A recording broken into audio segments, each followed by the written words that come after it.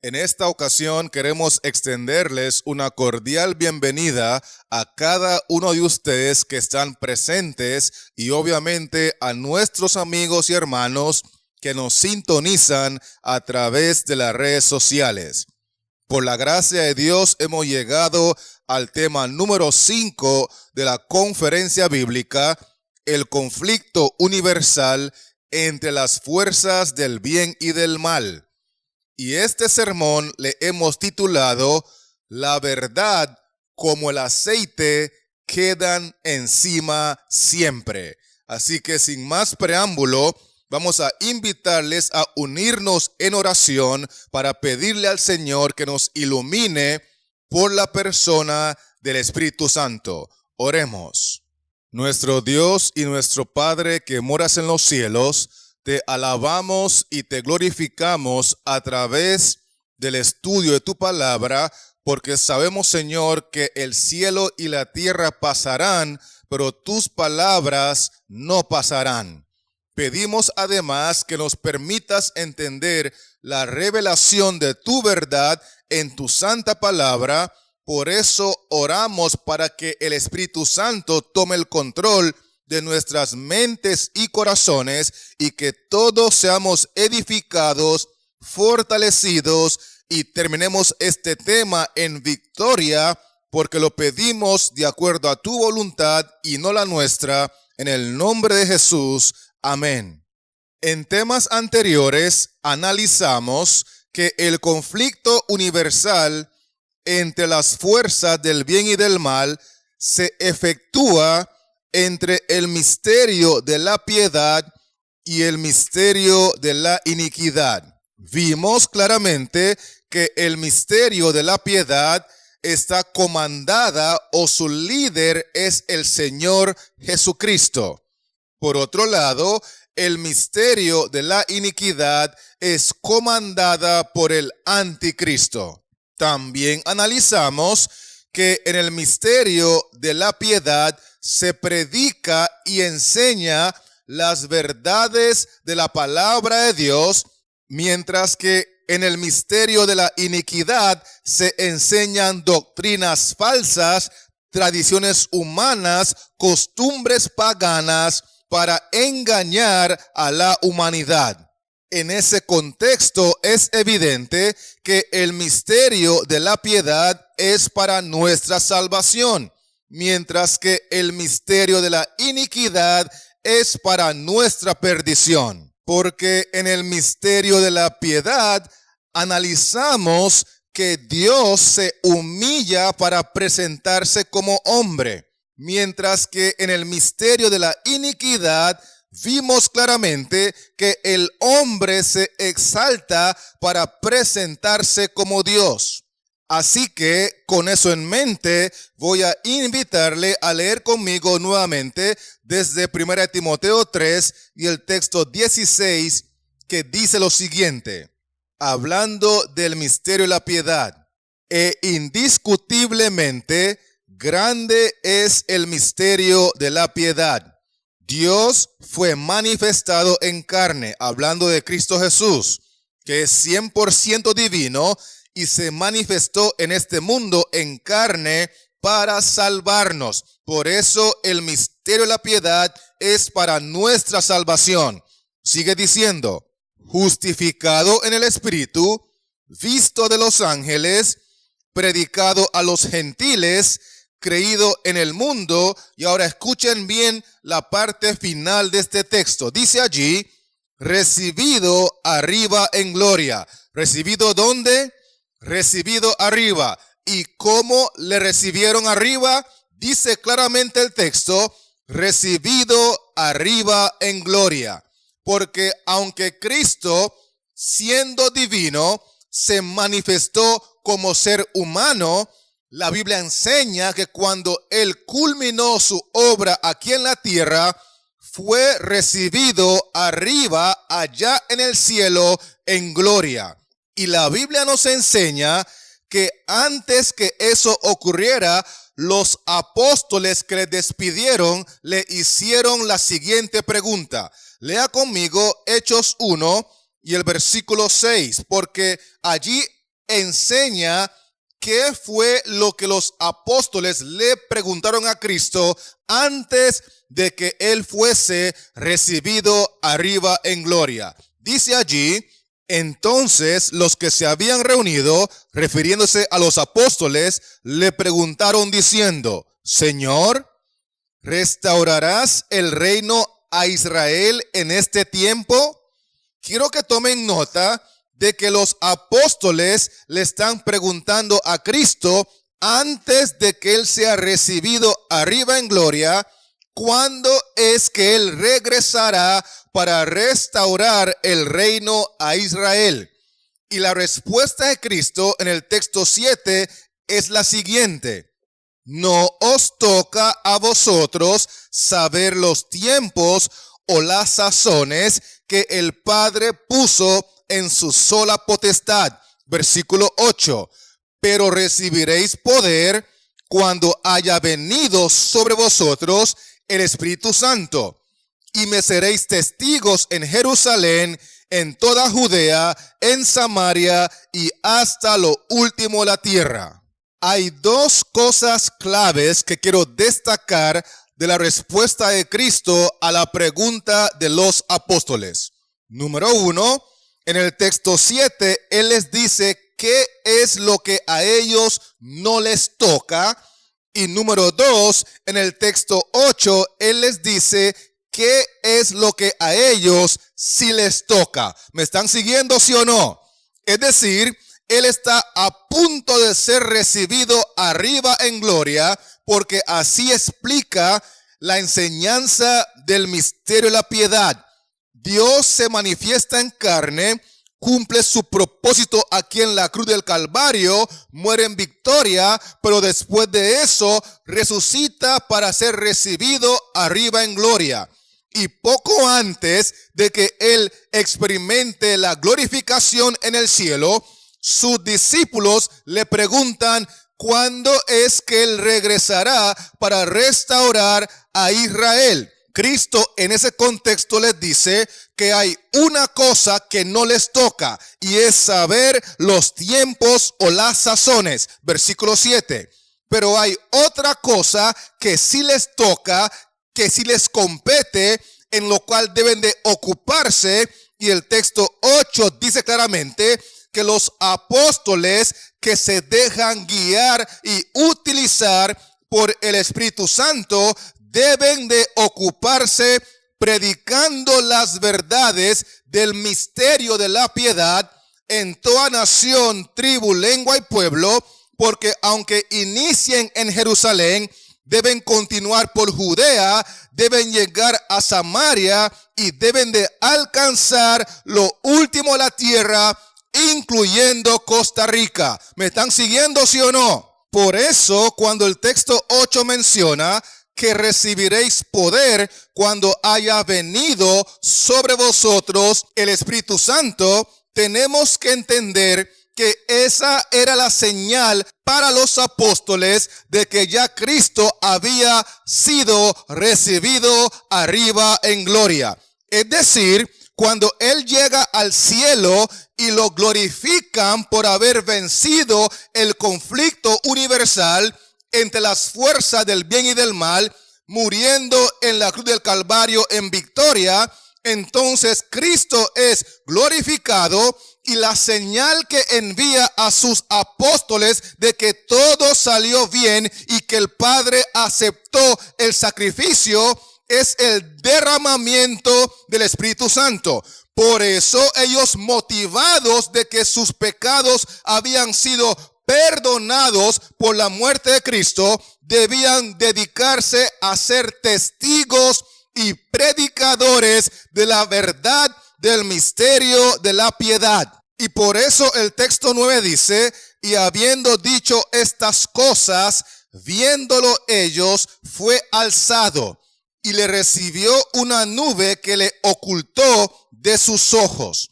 Lo último que Cristo mencionó a los apóstoles es que ellos debían de ocuparse predicando las verdades del misterio de la piedad en Jerusalén, Judea, Samaria y hasta lo último la tierra.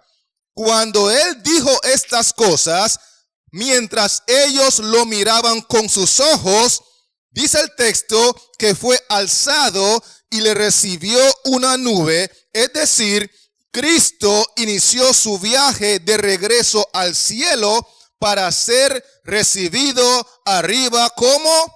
Está conectada mi hermana, en gloria. Porque el texto de 1 Timoteo 3:16 dice que ese mismo Dios que se manifestaría en carne al finalizar su obra aquí en la tierra debía ser recibido arriba en gloria.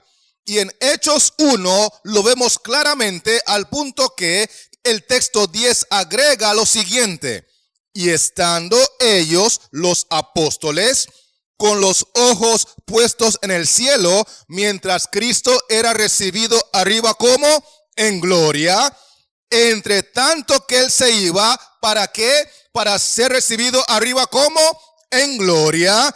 He aquí se pusieron junto a ellos dos varones con vestiduras blancas.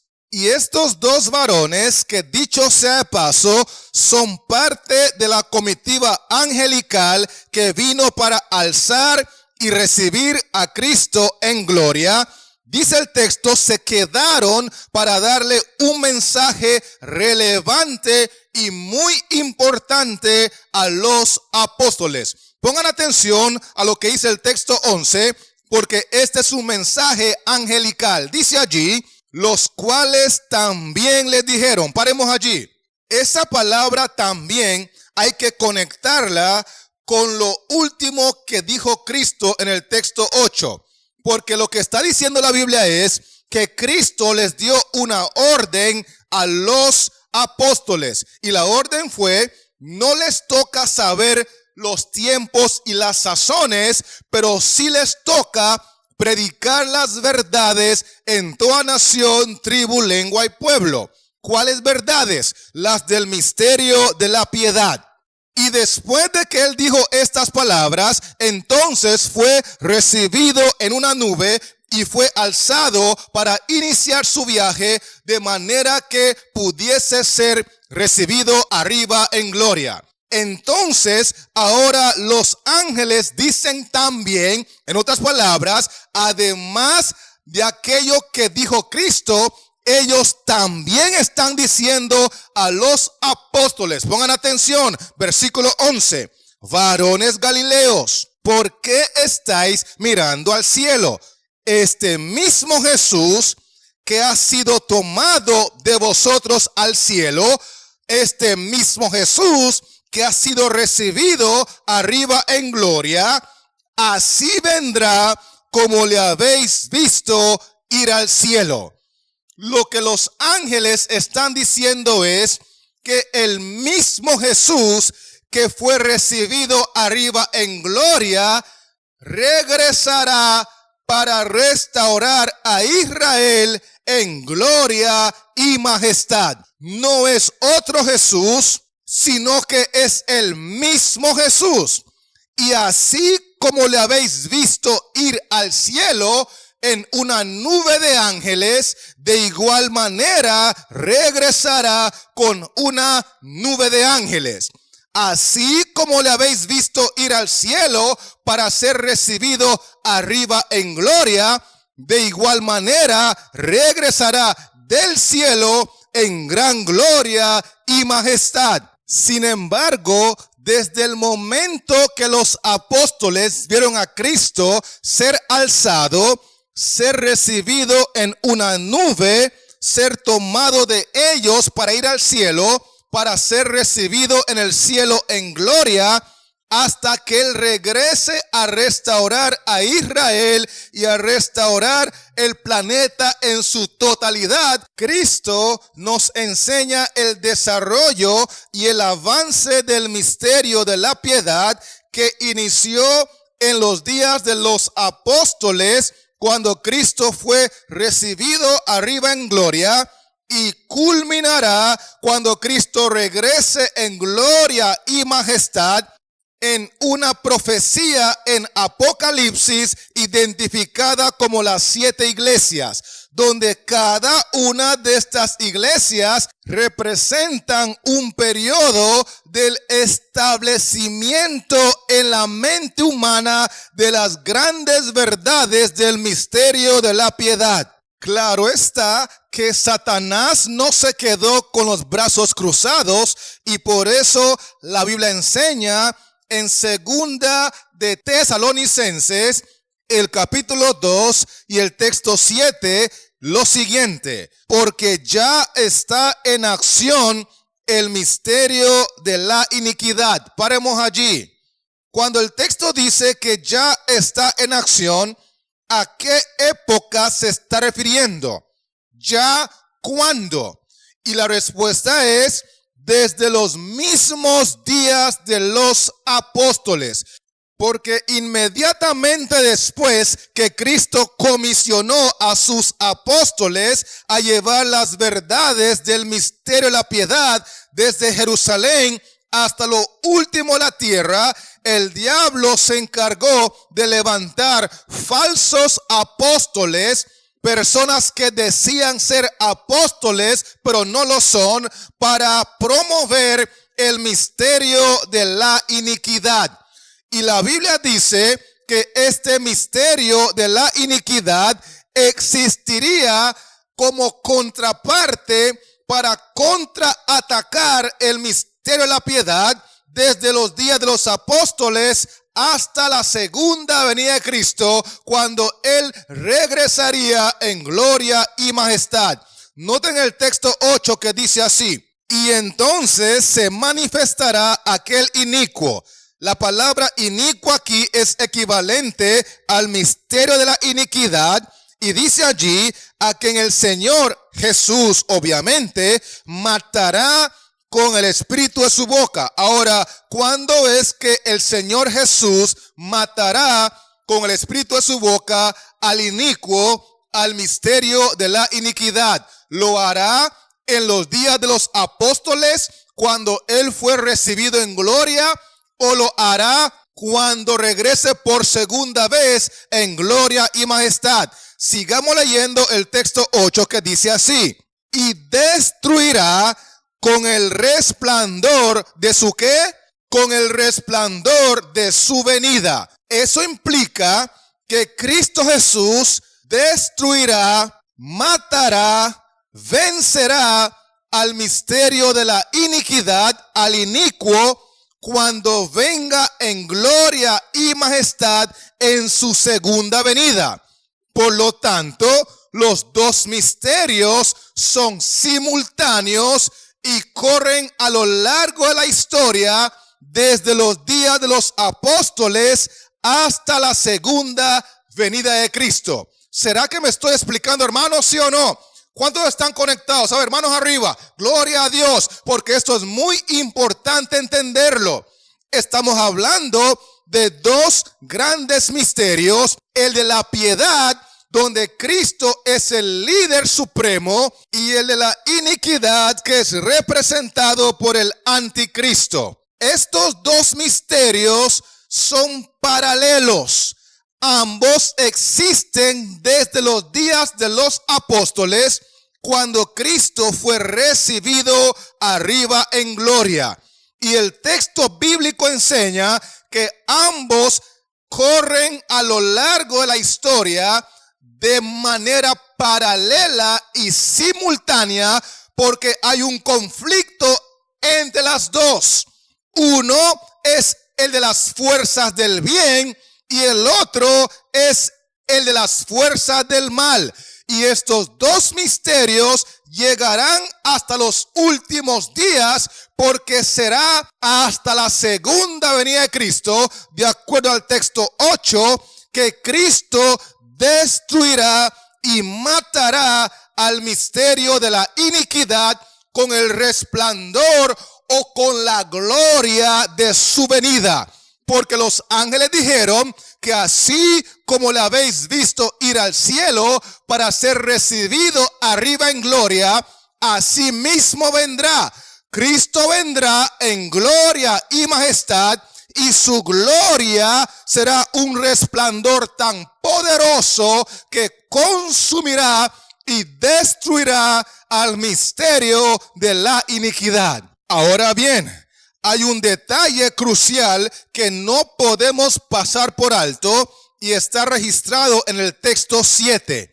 Dice allí, porque ya está en acción el misterio de la iniquidad desde los días de los apóstoles. Y ahora escuchen bien, solo que hay quien al presente lo detiene. Es decir, el misterio de la iniquidad no podía ejercer su dominio y su poder total como quisiera hacerlo, porque en los días de los apóstoles había algo que lo detenía. Pero el texto sigue diciendo, hasta que él, es decir, hasta que aquello que lo detiene, a su vez sea quitado de en medio.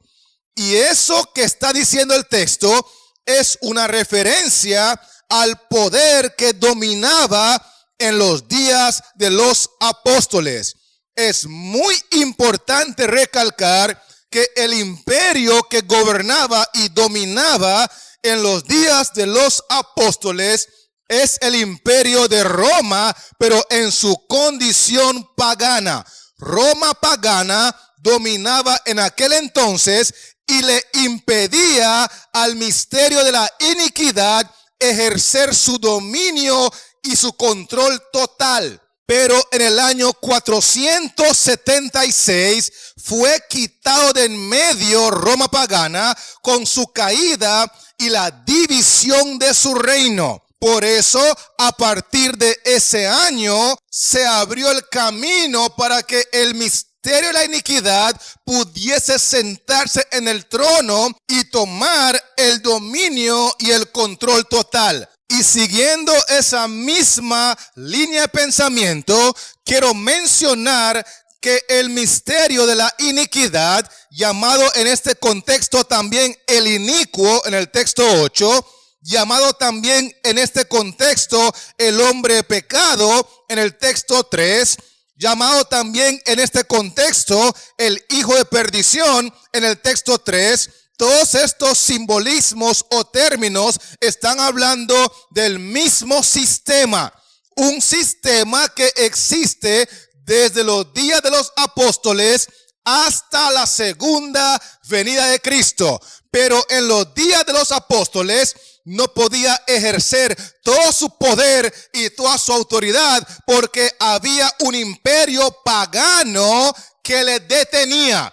Y ese imperio pagano fue dividido y cayó en el año 476, abriéndole paso para que en el año 538 el misterio de la iniquidad tomase el control y el poder de una manera brutal. Y si leemos con cuidado, vamos a concluir que el misterio de la iniquidad toma el poder en dos ocasiones distintas. ¿Cuántas ocasiones dije? Dos. Muy importante tomar nota. Le invito a que registre estos textos en su libreta porque es crucial entender esta verdad del misterio de la piedad que está en conflicto con el misterio de la iniquidad. Esta serie se titula El conflicto universal entre las fuerzas del bien, misterio de la piedad, y las fuerzas del mal, misterio de la iniquidad.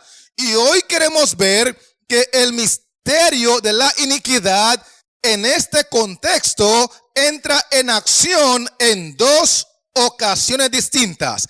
Leamos nuevamente el texto 7 para ubicar la primera ocasión que entra en acción. Dice allí, porque ya está en acción el misterio de la iniquidad, solo que hay quien al presente lo detiene hasta que él a su vez sea quitado de en medio. Entonces, una vez que Roma pagana fuese quitado de en medio al caer y dividirse su reino en el año 476, por primera vez el misterio de la iniquidad saldría a la luz con todo su poder y autoridad. Repito que ya existía desde los días de los apóstoles, pero no podía ejercer su poder hasta que fuese quitado de en medio lo que lo detenía. Así que la primera ocasión que entra en acción con todo su poder y toda su autoridad es después de que aquello que lo detenía fuese quitado del medio. Y eso ocurrió después del año 476 con la caída y la división de Roma. ¿Me estoy explicando, sí o no? Gloria sea el nombre del Señor. Por otro lado, la segunda ocasión que entra en acción con todo su poder y autoridad se encuentra en el texto 3. Pero para eso hay que leer el versículo 1 y 2 para entender el contexto. Dice allí: pero con respecto a la venida de nuestro Señor Jesucristo y nuestra reunión con Él, os rogamos, hermanos, que no os dejéis mover fácilmente de vuestro modo de pensar, ni os conturbéis ni por espíritu, ni por palabra, ni por carta, como si fuera nuestra, en el sentido de que el día del Señor está cerca. Pregunto, ¿cuál es el tema central que está abordando el apóstol? Obviamente, la segunda venida de Cristo, y de acuerdo a lo que hemos leído, ese mismo Jesús que fue recibido arriba en gloria, así mismo vendrá en gloria y majestad. Y el texto dice que no debemos dejarnos mover fácilmente en cuanto a la gran verdad del regreso de Cristo para restaurar todas las cosas, porque antes que Cristo venga debe ocurrir algo crucial. Notemos el texto 3 que dice así: nadie os engañe en ninguna manera, porque no vendrá, hablando de la venida de Cristo, sin que antes venga la apostasía. Así que antes que Cristo venga por segunda vez, primero el mundo tiene que estar ¿en qué condición? En total ¿qué? Total apostasía, en total rebeldía, en total oposición al misterio de la piedad. ¿Y quiénes se van a encargar de llevar al mundo a una apostasía total, a una rebelión mundial contra Cristo y el misterio de la piedad? Recordando que en el misterio de la piedad, Dios, que es Cristo, se humilla para presentarse como hombre.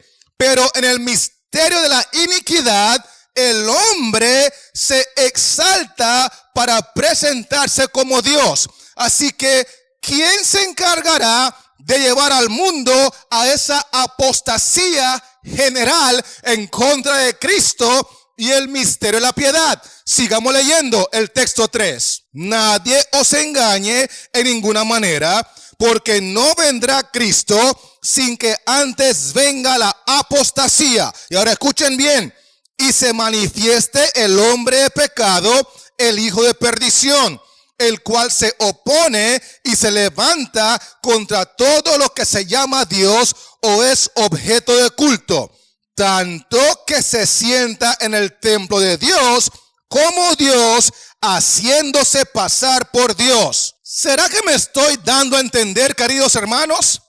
Es que cuando uno lee estas cosas, cuesta no creer que la palabra de Dios es verdad. Porque Cristo está diciendo que el que se va a encargar de llevar al mundo a una apostasía total es el misterio de la iniquidad, con su máximo representante terrenal sentado en el templo de Dios, haciéndose pasar por Dios como Dios. y promoviendo a nivel mundial una marca de distinción para saber quiénes son los que están a favor de ella y obviamente están en contra de Cristo. Porque Cristo dice, ninguno puede servir a dos señores. El que conmigo no recoge, desparrama. Y esa es la razón por la cual podemos concluir sin temor a equivocarnos que este sistema llamado el misterio de la iniquidad tiene dos ocasiones o dos etapas claras de acción y dominio con poder. De acuerdo al texto 7, la primera ocasión es después de que Roma pagana que le detenía se ha quitado de en medio, y eso ocurrió después del año 476. Pero la segunda ocasión, de acuerdo al texto 3, es antes de la segunda venida de Cristo, cuando llevará al mundo a una apostasía total, estableciendo su marca de distinción en cada ser humano que rechace a Cristo y las verdades del misterio de la piedad. No obstante, lo maravilloso del caso para todos aquellos que aman a Cristo con todo su corazón, con toda su alma y con toda su mente, es que a pesar de que este sistema llamado el misterio de la iniquidad estará en total control del mundo antes de la venida de Cristo, la Biblia enseña que cuando Cristo venga, de acuerdo al texto 8, la matará, la destruirá y la vencerá, porque hay poder en el nombre de Jesús. Y los que están con Cristo, de acuerdo a la palabra de Dios, son llamados, son elegidos, son fieles y son más que vencedores, porque Cristo ha vencido en la cruz del Calvario, resucitó al tercer día para ser recibido arriba en gloria, y cuando regrese en gloria y majestad con el resplandor de su venida, de acuerdo al texto 8, volverá a vencer, ya que en este conflicto el único vencedor es el Señor Jesucristo. Alabado sea su nombre. Con eso en mente, quiero invitarle a leer conmigo lo que dice Apocalipsis 1, versículos 9 y 10 en este mismo contexto. Dice allí: yo, Juan, vuestro hermano y copartícipe vuestro en la tribulación, en el reino y en la paciencia de Jesucristo, estaba en la isla llamada Patmos por causa de la palabra de Dios y el testimonio de Jesucristo.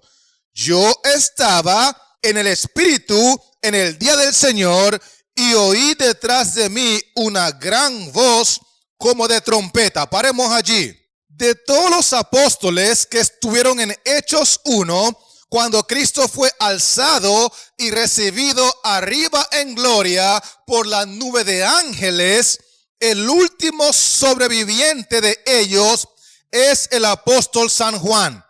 Y estando en la isla de Patmos, privado de libertad por predicar las verdades del misterio de la piedad, y obviamente perseguido por aquellos que representaban el misterio de la iniquidad, quiero que noten que en el texto 10, Juan dice que él oyó una voz detrás de él como una gran voz de trompeta. Y ahora el texto 12 agrega que él se volvió para ver la voz que hablaba con él, y vuelto, ¿qué es lo que vio? Dice allí: vi 7 candeleros de oro. ¿Y qué más viste, Juan? Bueno, sigamos leyendo el texto 13. Y en medio de los 7 candeleros, a uno semejante al Hijo del Hombre. ¿Semejante a quién?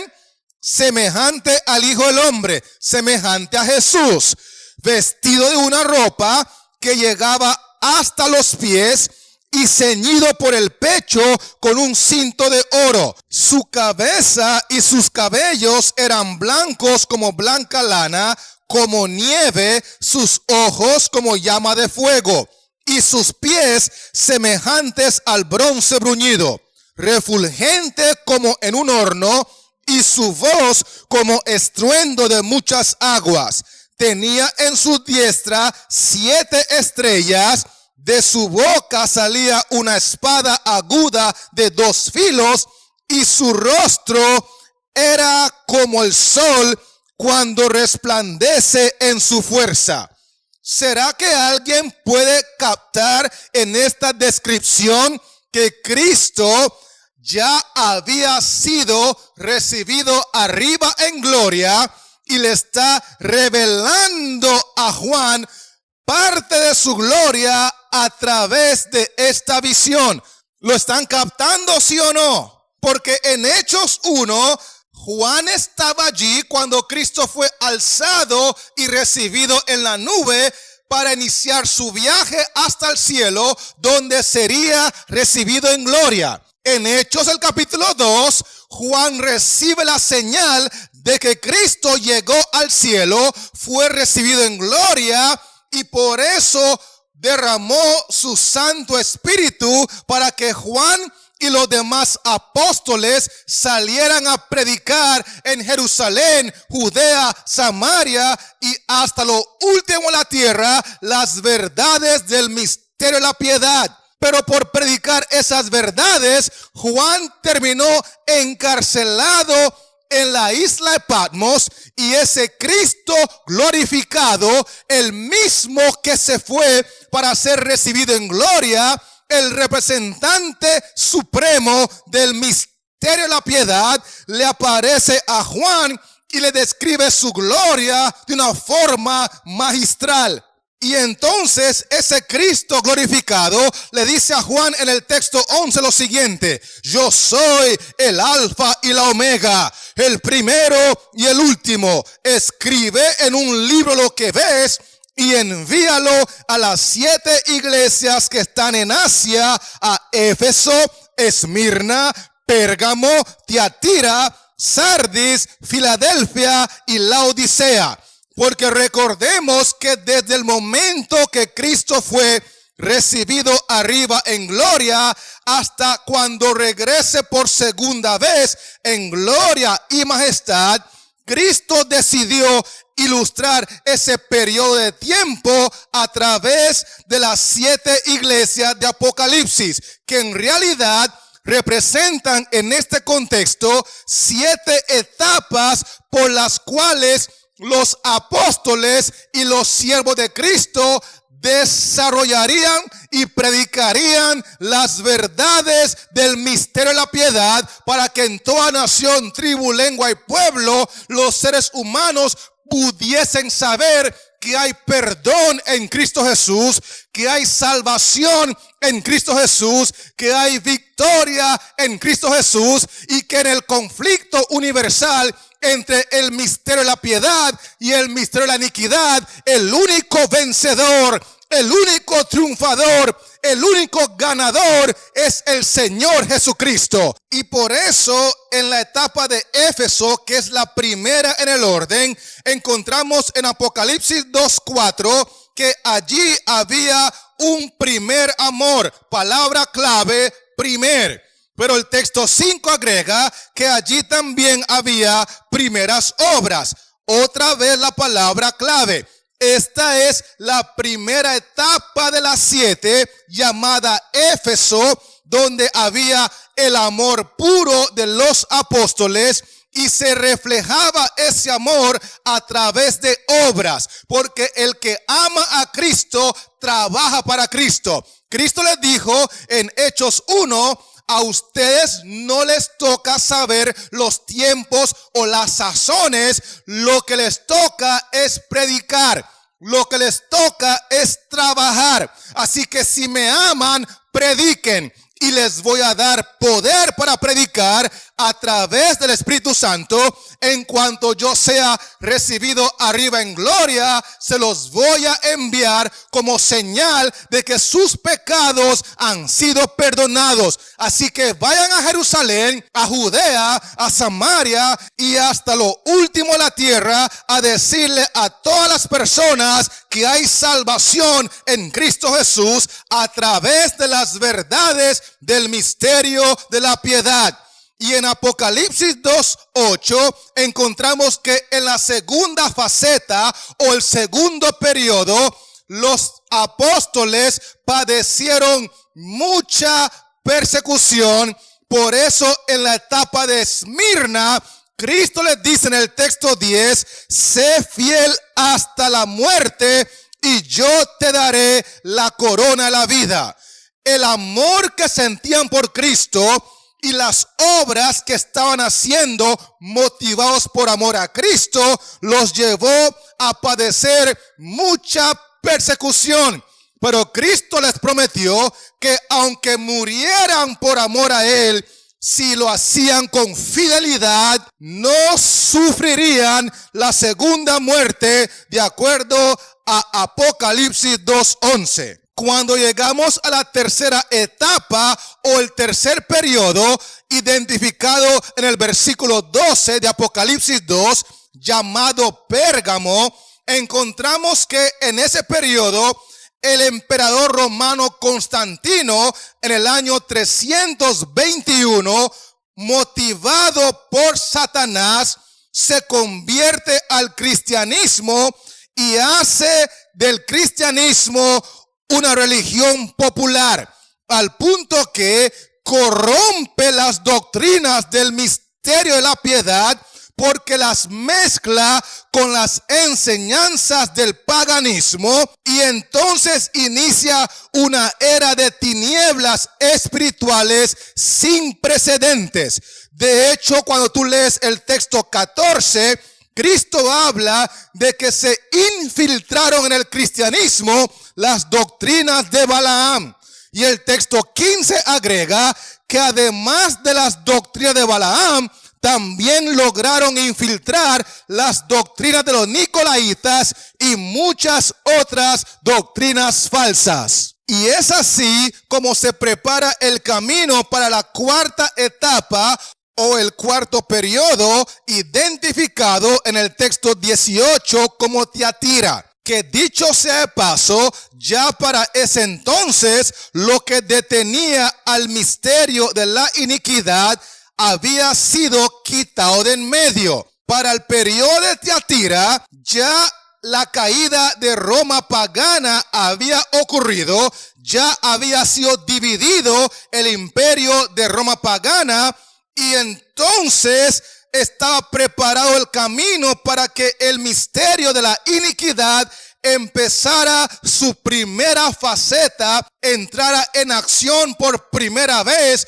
con todo el poder y la autoridad. Y Apocalipsis 2:20 menciona que en este momento Jezabel, que representa el misterio de la iniquidad, tomó el dominio y el control total, echando por el suelo la luz de la verdad del misterio de la piedad y dejando el mundo en terribles tinieblas espirituales conocidas históricamente como el periodo del oscurantismo. Porque si bien es cierto que las tinieblas espirituales iniciaron cuando el paganismo se unió con el cristianismo en el periodo de Pérgamo, estas tinieblas fueron incrementando y llegaron a su máximo nivel, a su máximo apogeo en el periodo de Tiatira, cuando históricamente las Biblias eran prohibidas,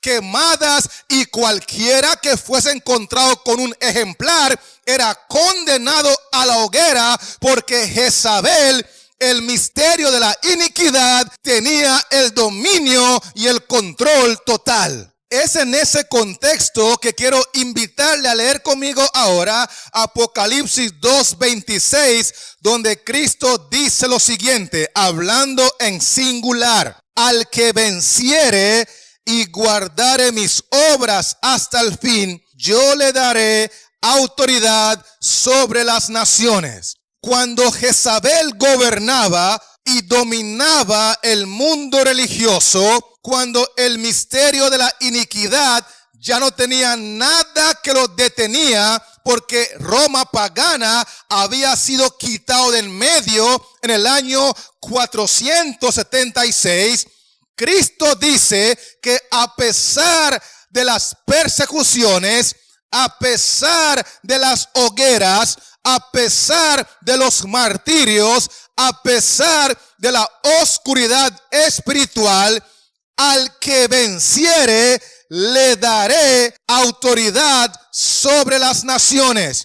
Al que venciere regirá con vara de hierro.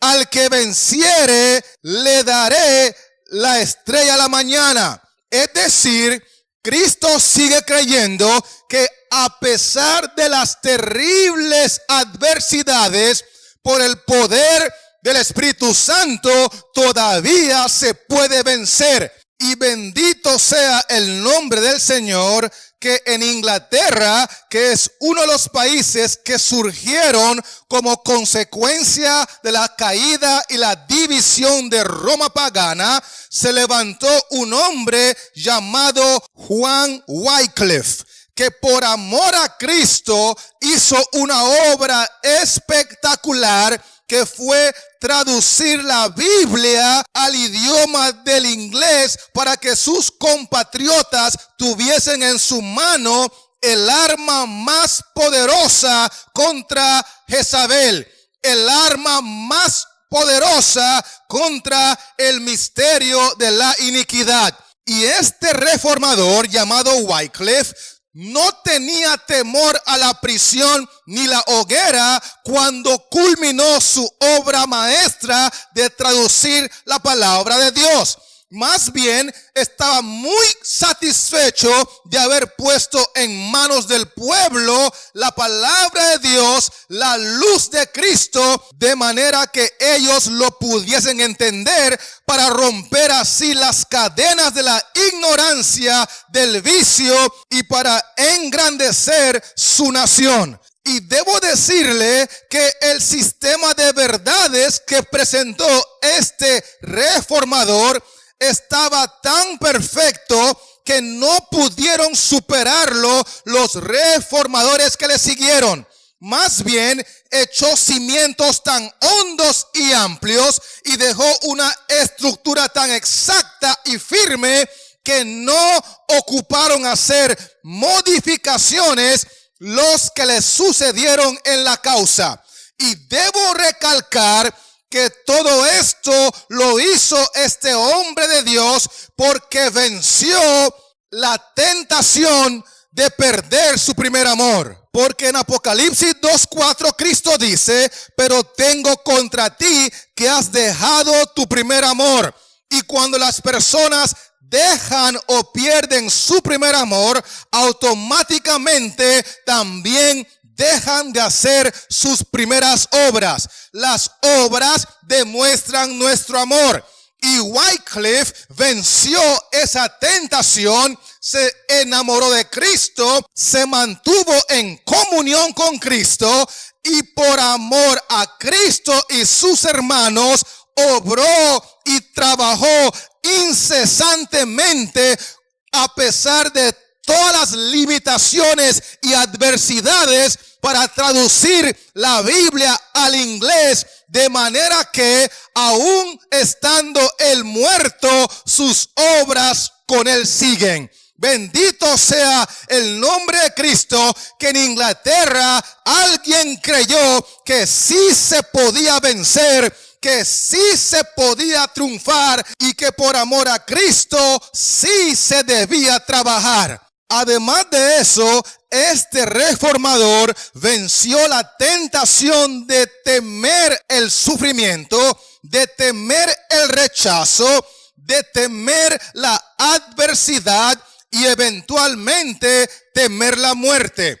Porque él había creído la promesa de Cristo en Apocalipsis 2:11, que dice: el que venciere no sufrirá daño de la segunda muerte. Por eso, aunque el misterio de la iniquidad, aunque Jezabel, que representa a Roma papal, lanzó rayos y centellas contra el reformador, tratando de intimidarlo a guardar silencio, tildándolo de hereje, este individuo, aún estando enfermo y siendo visitado por los dirigentes de la iglesia romana, se levantó en su cama después de que le dijeron que tienes el sello de la muerte en tus labios. Conmuévete por la memoria de tus faltas y retráctate delante de nosotros de todo cuanto has dicho para perjudicarnos. Este reformador en ese momento se levanta de su cama pidiendo ayuda para incorporarse y mirándolos con fijeza mientras permanecían puestos en pie esperando oír su retractación, les habló con aquella voz firme y robusta que tantas veces les había hecho temblar y les dijo: no voy a morir, sino que viviré para volver a denunciar las maquinaciones de los frailes. Y por eso una y otra vez trataron de imponerle el silencio.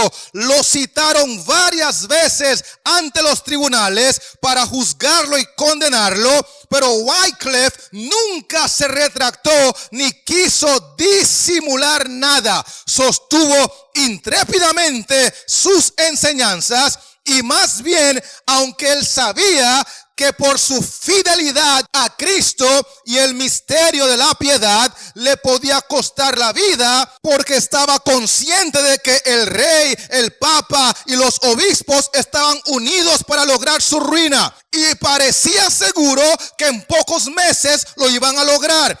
Sin embargo, su valor no disminuyó. Más bien, él dijo que había que predicar el evangelio de Cristo a arrogantes prelados y el martirio no se haría esperar. ¿Viviría yo para quedarme callado?, dijo Wycliffe. Nunca, que venga el golpe, porque esperándolo estoy. Y debo recalcar que aunque Wycliffe era un hombre igual que tú e igual que yo, la gran virtud de este reformador es que él creyó la promesa de Cristo y él venció la tentación de tener temor al sufrimiento, temor al rechazo, temor a la adversidad y aún temor a la muerte. Porque Cristo dijo en Apocalipsis 2 y el versículo 11, que el que venciere no sufrirá daño de la segunda muerte.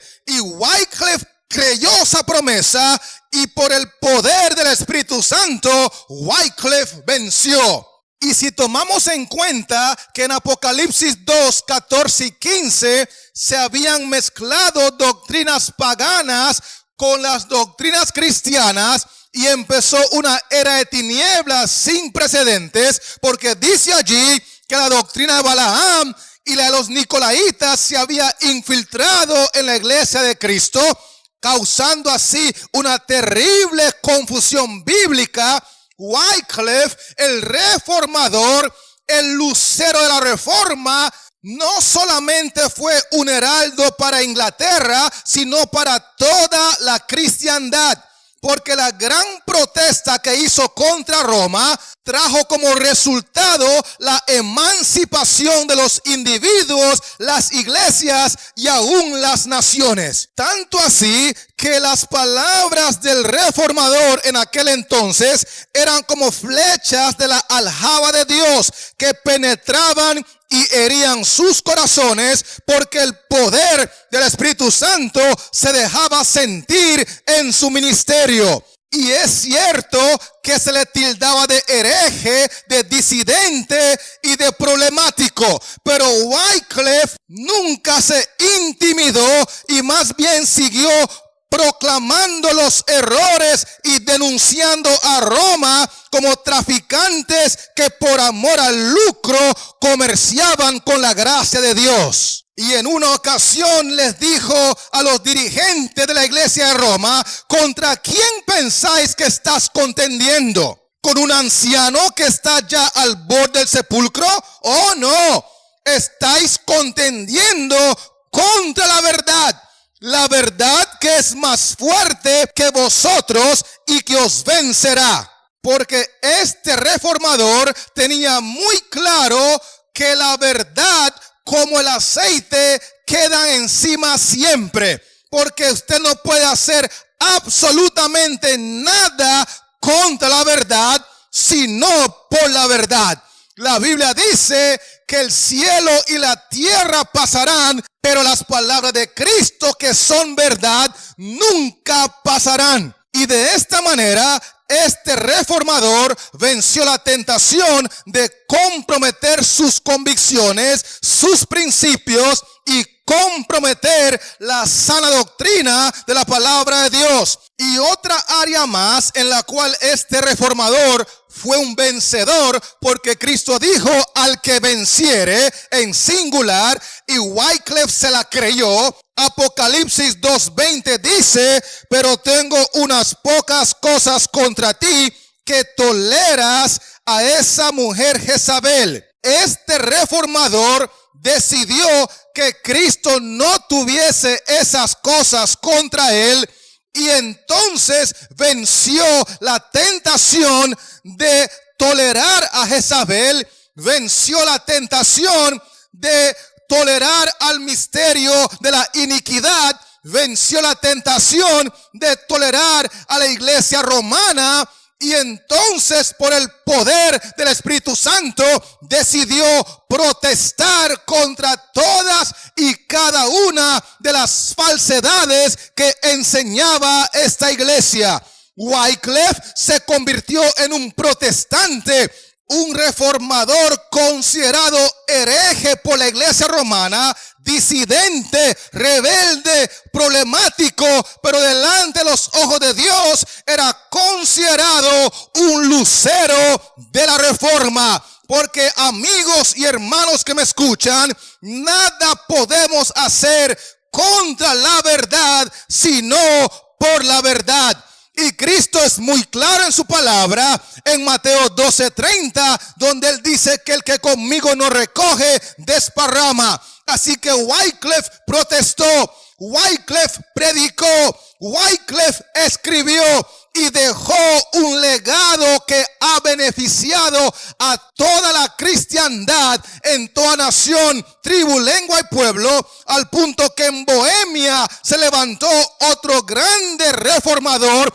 llamado Juan Hus, por obra y gracia del Espíritu Santo, y que fue beneficiado por los escritos de Wycliffe. Y era tanto el odio que la iglesia romana y los papistas tenían contra Wycliffe por su obra de protesta, por traducir la Biblia al inglés y dársela al pueblo común, que más de 40 años después de la muerte de este reformador, ellos decidieron exhumar sus huesos y quemarlos públicamente, arrojando las cenizas a un arroyo cercano. Pero, apreciados amigos y hermanos que me escuchan, la Biblia dice en 2 Corintios 13 y el versículo 8, porque nada podemos contra la verdad, sino por la verdad. Porque la verdad, como el aceite, quedan encima siempre. Y por eso, cuando estos papistas tomaron las cenizas del reformador y las echaron al arroyo cercano, esas cenizas llegaron al río Avon, del Avon al Severna, del Severna a los mares y de los mares al océano, porque de esta misma manera las cenizas de Wycliffe son emblema de sus doctrinas, las cuales se hallan esparcidas hoy día por el mundo entero. Porque, damas y caballeros, hermanos y amigos, nada podemos hacer contra la verdad, sino por la verdad, porque la verdad como el aceite quedan encima siempre.